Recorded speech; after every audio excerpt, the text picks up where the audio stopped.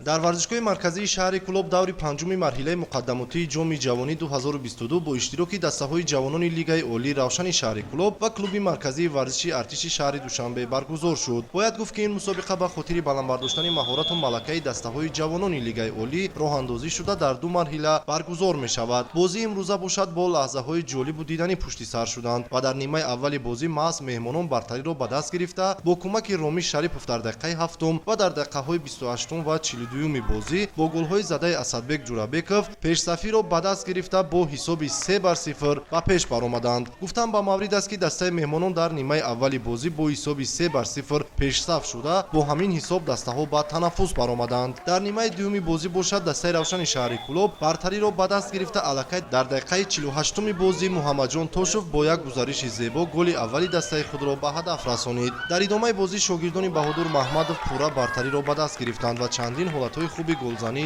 созмон доданд. Голи навбатии дастаи соҳибони майдонро бошад Меҳроҷи Неъматулло дар дақиқаи 82 бозӣ вориди дарвозаи рақиб намуд. Ҳарчанд дар дақиқаҳои боқимонда дастаи соҳибони майдон пай дар пай ба дарвозаи рақиб ҳуҷумҳо созмон медоданд, вале дигар ба задани гол шарафёб шуда натавонистанд. Ҳамин тариқ бозии дастаҳои Равшани шаҳри Кӯлоб ва клуби марказии варзиши Артиш дар доираи марҳилаи муқаддамотии ҷоми ҷавонӣ 2022 бо ҳисоби 3-2 бар нафъи дастаи меҳмонон ба анҷом расид.